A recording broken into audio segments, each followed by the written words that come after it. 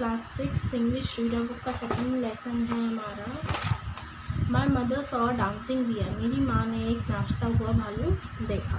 ठीक है, एक पोएम है चार्ल्स कॉजली जिन्होंने पोएम लिखी है। वॉज अ पोएट, एक कवि थे। School master and a writer, एक स्कूल मास्टर थे और एक राइटर थे, लेखक थे। ही served in the royal navy during the second world war, और दूसरे विश्व युद्ध के दौरान उन्होंने उनकी रॉयल नेवी में भी अपनी सेवाएं दी। ठीक है, the poem tells us about a dancing bear who entertains children and make them happy, but on the other side the bear lacks in her happiness.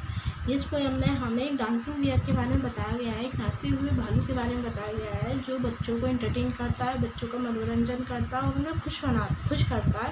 पर दूसरी तरफ जो भालू है उसके अंदर खुशी नहीं है।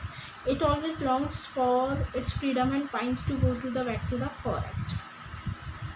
वो हमेशा अपनी आज़ादी के बारे में सोचता और अपने जंगल में वापस जाना चाहता है। The poet has describe the feelings of the children and also that of the bear. इस पोएम में, इस कविता में जो पोएट है उन्होंने बच्चों की फीलिंग्स, बच्चों की भावनाओं के बारे में बताया और साथ ही साथ भालू की भावनाओं के बारे में भी बताया। ठीक है, अब है पोएम।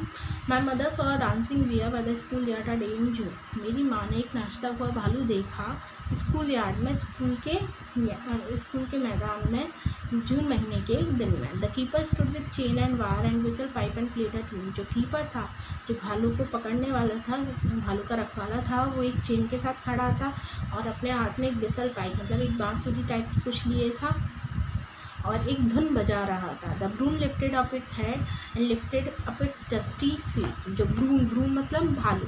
ठीक है, ब्रून मतलब भालू। जो भालू था उसने अपना सिर ऊंचा किया, अपने डस्टी फीट मतलब धूल से भरे पैर ऊंचे किए, ऊपर उठाए। All the children laugh to see it caper in the summer heat, सारे बच्चे उसे देख कर हंस रहे थे क्योंकि वो इतनी गर्मी में भी कैपर मतलब शरारतें कर रहा था। They watched as for the queen it died, वो उसे देख रहे थे जैसे कि क्यों मर रही है। दे वॉच्ड इट मार्च, वो उसे जुलूस निकालते हुए देख रहे थे। दे वॉच्ड इट हेल्प, वो उसे रुकते हुए देख रहे थे। They heard the keeper as he cry, जब वो रोने लगा तो वो कीपर की आवाज़ भी सुन रहे थे। नाउ रोली पोली समर सॉल्ट, कीपर कह रहा था और मेरी रोली पोली समर सॉल्ट मतलब कलाबाजी करो, समर सॉल्ट मतलब कलाबाजी करो।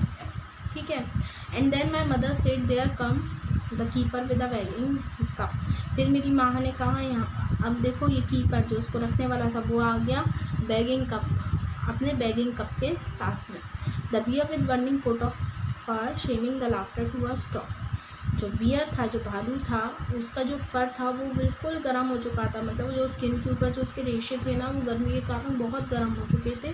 और वो इस जो बच्चे जो हंस रहे थे, लोग बाग जो हंस रहे थे, उस शर्म वाली हंसी को रुकने का इंतज़ार कर रहा था। दे paid a Penney for the dance, लोगों ने उसके डांस के लिए पैसे दिए। But they saw was not the show, पर उन्होंने जो देखा वो सिर्फ एक शो नहीं था। Only in bruin seeking eye far distant for it and the snow, उन्होंने ब्रून भालू की आंखों में देखा, भालू की आंखों में जो दर्द था वो देखा कि वो अपने जंगल में वापस जाना चाहता है, अपने स्नो में वापस जाना चाहता है, अपने घर के पास जाना चाहता है। ठीक है, ये किसने लिखे? चार्ल्स कॉजली। न्यू वर्ड्स हैं ब्रून मतलब बियर भालू, caper to jump around in a lively way, गोल गोल घूमना मतलब शरारत करना। March to move in a direct purposeful manner, एक अच्छे तरीके से जाना मतलब जुलूस निकालना। Halt to the stopping of a movement, किसी भी मूवमेंट को रोकना, पड़ाव डालना। ठीक है, अब एक्सरसाइज रूरल एक्सरसाइज है। First recite the poem my mother saw dancing bear, ये जो पोएम है my mother saw dancing bear, इसे हमें रिसाइट करना है। ठीक है, रिटर्न एक्सरसाइज है। First answer the following questions, हमें क्वेश्चंस के आंसर देना है। फर्स्ट है what did the keeper have in his hand, keeper के हाथ में क्या था? कीपर के हाथ में चेन थी और विसल पाइप था ना, तो the keeper had a chain and a whistle pipe in his hand. What do you think the bear's feet were, why do you think the bear's feet were dusty, तुम्हें क्यों लगता है कि भालू के पैर डस्टी थे, धूल भरे थे? क्योंकि वो स्कूल यार्ड के धूल भरे ग्राउंड में खड़ा था ना, इसीलिए उसके पैर डस्टी थे। The bear's feet were dusty because he stood in a dusted school yard, क्योंकि वो धूल भरे स्कूल यार्ड में खड़ा था इसलिए उसके पैर धूल से भरे हो गए थे। What tricks did the bear perform, bear ने कौन कौन सी ट्रिक्स बताई? तो बियर बियर ने क्या क्या बताया, बियर ने डांस किया अपना सिर ऊपर करके, पैर ऊपर करके, ठीक है, समरसॉल्ट्स किए, कलाबाजी की और मार्च जुलूस निकाला। तो bear dance while lifted his head and dusty feet, somersaults and march, ठीक है। नेक्स्ट है why did the children laugh, बच्चे क्यों हंस रहे थे, बच्चे उसकी भालू की शरारतों पर और उसके डांस पर हंस रहे थे ना। The children laughed at the dance and caper of the bear, ठीक है। नेक्स्ट है why does the poet mean by saying shaming the laughter to a stop, poet के shaming the laughter to a stop से poet का कहने का मतलब क्या है। तो इसका मतलब ये है कि वो भालू ये सोच रहा है कि ये जो लोग मेरे पर हंस रहे हैं, इससे उसको भालू को शर्म आती है और वो शशि को रुकने का इंतज़ार कर रहा है। By shaming the laughter to a stop the poet mean that the bear thinks thought to stop the shameful laughter that the people do, जो बच्चे जो लोग बाग उस पर हंस रहे हैं ना, उसको रोकने का वो इंतज़ार कर रहा है। सिक्स्थ है what do you think the bear had a burning coat of fire, तुम्हें कैसे लगता है कि बियर के बर्निंग कोट ऑफ फायर है, मतलब उसका जो फर है उसका बर्निंग कोट है। तो जो बियर की जो स्किन होती है ना, स्किन की जो फर होती है ना, वो समर सीजन में बहुत ज़्यादा गर्म हो जाती है, इतनी गर्म हो जाती है कि वो जलने जैसी महसूस होती है। तो हम देखेंगे the bear had a burning coat of fur because in the summer the fur of the bear's skin heat so much that it felt like burning, ठीक है। नेक्स्ट है why does the poet write about far distant forest and the snow in the blues aching eye, poet ने जो कवि है उन्होंने far distant forest and snow के बारे में क्यों लिखा है, जो कि उनने ब्रूम की भालू की आंखों में देखा। क्यों देखा भालू की आंखों में, क्योंकि भालू अपने घर में वापस लौटना चाहता है, ठीक है, अपने घर वापस लौटना चाहता है, अपने स्नोज में वापस लौटना चाहता है, अपने फैमिली के पास वापस लौटना चाहता है। तो in the blue making eyes the poet saw the pen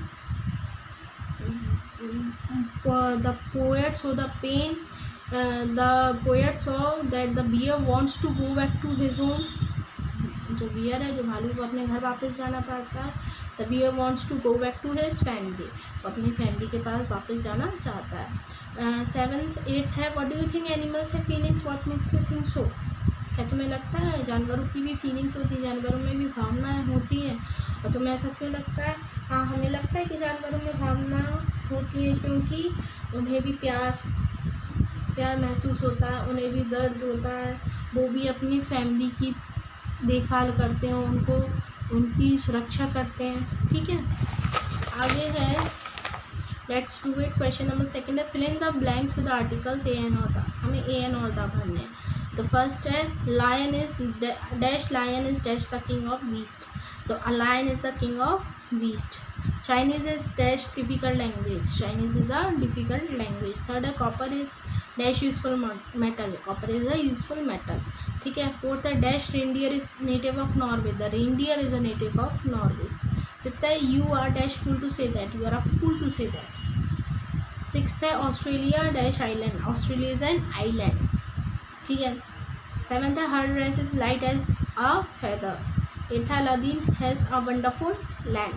ninth है the sun sets in the west. अब थर्ड क्वेश्चन है list all the verbs used in the poem, हमें ये जो इस पोएम में जितनी भी वर्ब्स यूज़ की गई है हमें वो बतानी है। तो हम इसमें वर्ब्स देखेंगे कौन कौन सी है। डांस, वर्ब्स मतलब काम करना है, डांस काम करना है, ठीक है। स्टूड खड़ा रहना, प्ले बजाना, ठीक है। लिफ्ट उठाना, लाफ हंसना, ठीक है। कैपर शरारत करना, वॉच देखना, ठीक है। डाई मरना, क्राई हियर, ठीक है। आगे होगा कम, बैग, स्टॉप, ठीक है। सो ये सब क्या हो गई, वर्ब्स हो गए, ठीक है। आगे है expected outcome from the lesson से आउटकम क्या मिला है। First student should understand that animals like to live in forest, बच्चों को ये समझना चाहिए कि जो जानवर होते हैं वो सिर्फ जंगलों में रहना पसंद करते हैं। Student should understand that animals also have feelings, बच्चों को ये समझना चाहिए कि जानवरों की भी भावनाएं होती हैं, ठीक है। इसी के साथ आपका ये चैप्टर फिनिश। you.